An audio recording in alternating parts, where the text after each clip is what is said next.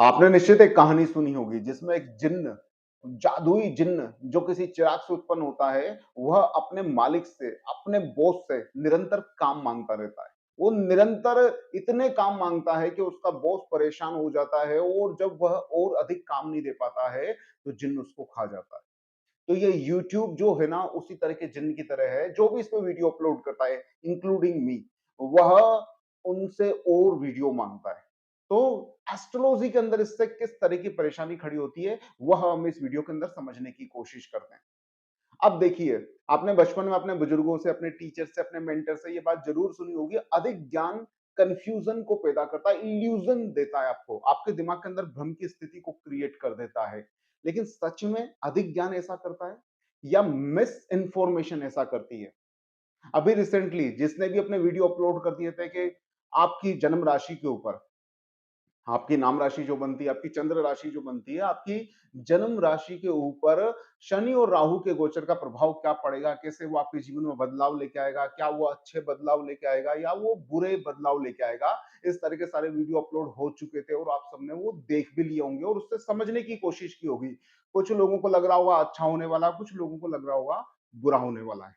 लेकिन ये जादुई जिन्न निरंतर आपसे वीडियो मांगता रहता है, इसलिए फिर उन एस्ट्रोलॉजर्स ने नए वीडियो अपलोड करने शुरू किए और इस बार वो आपको बता रहे हैं कि पिछली बार तो हमने आपको बताया था कि आपकी जन्म राशि से किस तरह से शनि और राहु का गोचर आपके जीवन पे असर करेगा। इस बार हम बताएंगे कि आपकी लग्न राशि से अर्थात जो पर्टिकुलर आपकी जन्म कुंडली है, उस कुंडली के अंदर जो आपका प्रथम भाव है, जो आपका असेंडेंट है, जो आपका लग्न है, वहां पर कौन सी राशि पड़ रही है और उसके अनुसार शनि और राहु का गोचर अब आप पर क्या असर डालेगा।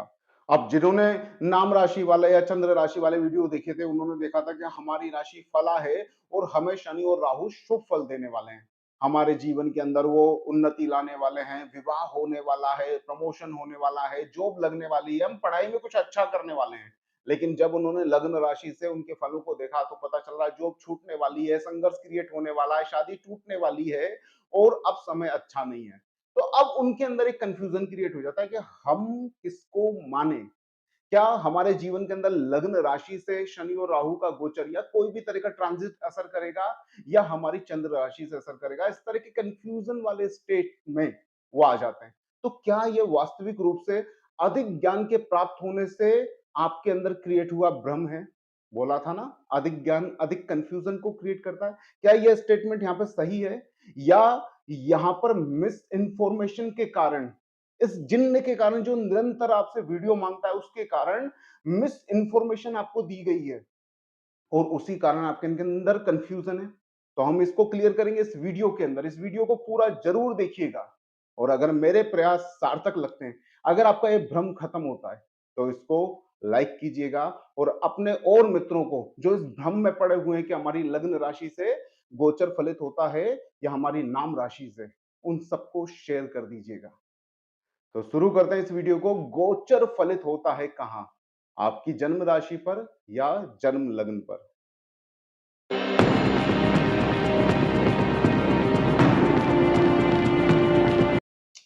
नमस्कार दोस्तों, मैं हूं रामचंद्र आमेटा, आपका अपना होरोस्कोप रीडर। इस बात को समझने के लिए कि चंद्रमा यानी कि चंद्र राशि पर असर होगा गोचर का या आपकी लग्न राशि पर, इसको समझने के लिए आप स्वयं को समझना शुरू कीजिए।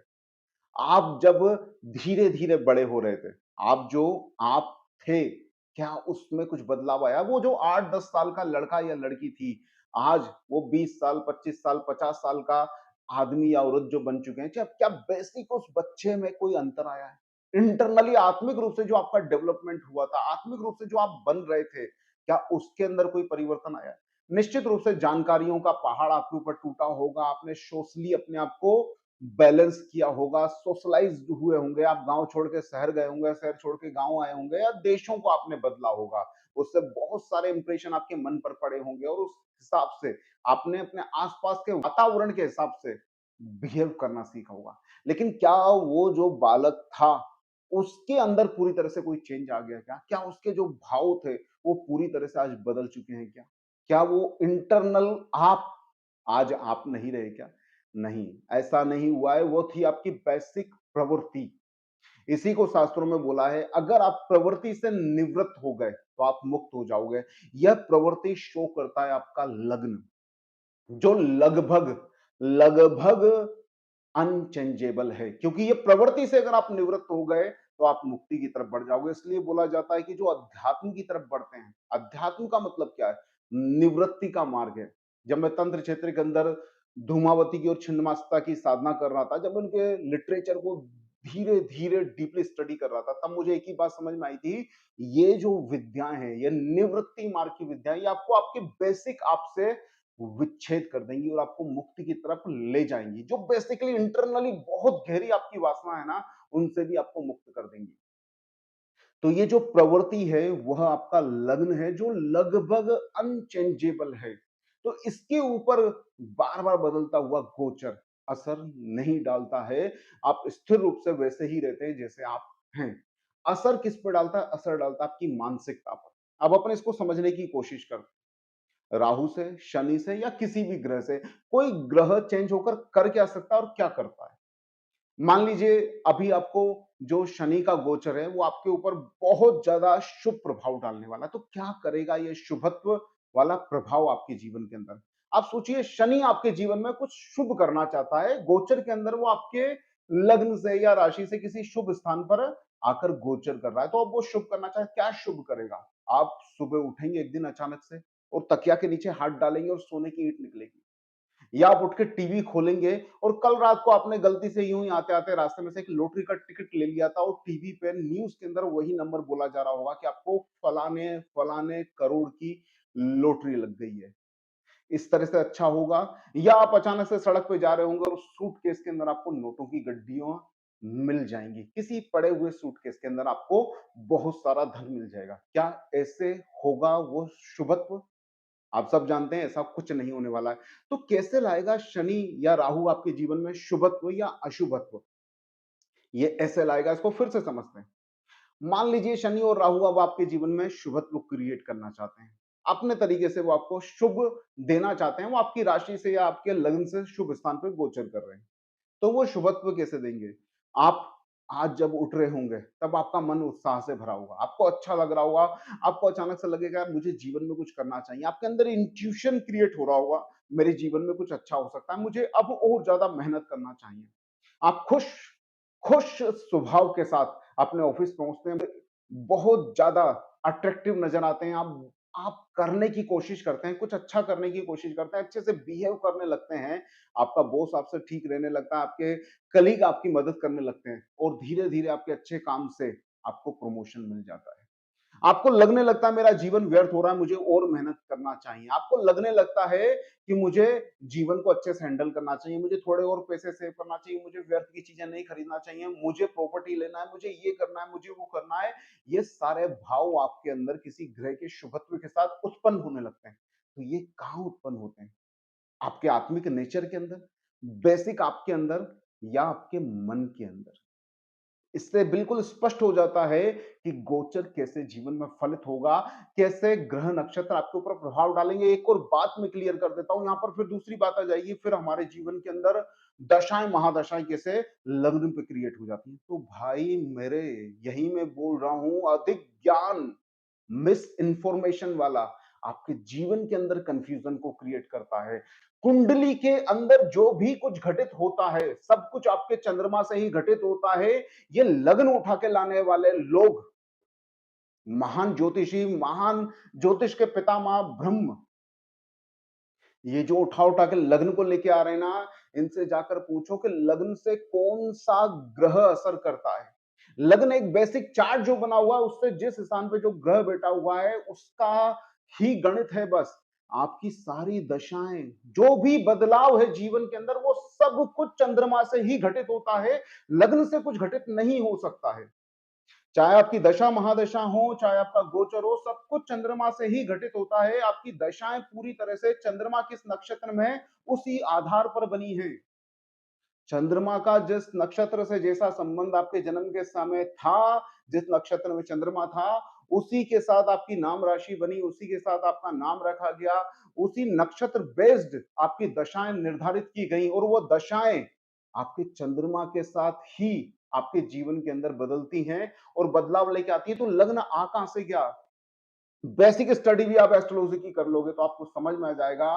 मूल आपके जीवन में परिवर्तन का कारक आपका सिर्फ सिर्फ सिर्फ चंद्रमा है। तो ये जो महान लोग इस यूट्यूब रूपी जिन्न की भूख को खत्म करने के लिए, उसको कुछ ना कुछ चाहिए, उस भूख को खत्म करने के लिए आपके दिमाग में जो कंफ्यूजन डाल रहे हैं उससे आपको बच जाना चाहिए। और ऐसे एस्ट्रोलॉजर से ये सवाल जरूर पूछना चाहिए कि लग्न गोचर के साथ कैसे मेल खा जाएगा। जबकि कुंडली के अंदर जो स्थायी आपकी जन्म कुंडली है उसके अंदर लग्न का महत्व सिर्फ वो जो ग्रहों का कॉम्बिनेशन उस आधार पर है कि वास्तविक रूप से बेसिक आपकी कुंडली में योग क्या बने हैं। क्या गजकेसरी योग बना हुआ है, क्या सौभाग्य योग बना हुआ है, क्या दुर्भाग्य योग बना हुआ है। लेकिन वो योग आपके जीवन में कब कब कैसे कैसे फलित होंगे, वह सब आपका चंद्रमा अर्थात आपका मन डिसाइड करेगा कि कब वो उत्साहित होकर काम करने लगा और कब वो अनुत्साहित होकर सो गया। कब वो उत्साहित होकर जीवन में कुछ अच्छा अच्छा ढूंढ रहा है और कब वो डिप्रेस्ड और टेंस्ड होकर अच्छे अच्छे को भी बुरा कर रहा है। ये सब कुछ डिसाइड चंद्रमा से होगा। तो लग्न से गोचर कैसे आप पढ़ रहे हैं? तो मेरी आप सभी लोगों से हाथ जोड़ के विनती है, एस्ट्रोलॉजी को इस तरह से खत्म करने की कोशिश ना कीजिए। ये इस तरह से काम नहीं करती। शास्त्र बिल्कुल स्पष्ट है, विद्या बिल्कुल स्पष्ट है। ये मूर्खता फैलाने वाले ये लोग हैं जो आपको उलट पुलट पढ़ा रहे हैं, उलट पुलट बता रहे हैं। इनसे मुक्ति पा जाइए। बहुत स्पष्ट है।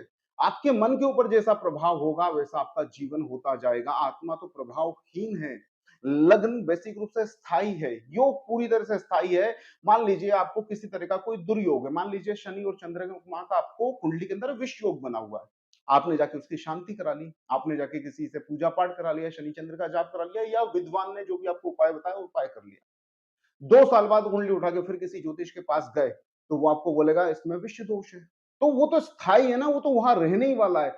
जो बदल रहा है उस पूजा पाठ से, जो बदल रहा है उस उपाय से, वो उसके प्रभाव आपके मन से हट रहे हैं। इसलिए वो कुंडली में स्थायी होने के बावजूद आपके जीवन के ऊपर असर नहीं करेगा क्योंकि आपका मन उससे मुक्त हो गया है। तो पूरी कुंडली के अंदर जो बदलाव है वो आपके मन से शुरू होते हैं और हर बदलती चीज आपके मन के ऊपर असर डालती है और मन निर्माण करता है या ध्वस्त करता है आपके जीवन को। तो कृपया इस मूर्खता से मुक्त हो जाइए, एस्ट्रोलॉजी को बचाइए, हमारी सनातन विद्या, और इससे आप अपने जीवन को बहुत उन्नत कर सकते हैं। मुझे लगता है विशेष रूप से ये विद्या इस संसार के अंदर पुनः सनातन को स्थापित कर सकती है, सनातन की मर्यादा को, सनातन के प्रभाव को पूरे संसार में फैला सकती है। लेकिन पहले इन मूर्खों से आपको आजादी पानी होगी। आशा करता हूँ ये वीडियो आपको पसंद आया होगा। अगर अच्छा लगा ये वीडियो तो अपने मित्रों को शेयर कर दीजिए। इसी तरह के और वीडियो देखने के लिए मेरे चैनल को जाकर विजिट कीजिए। नमस्कार दोस्तों, जय श्री कृष्ण।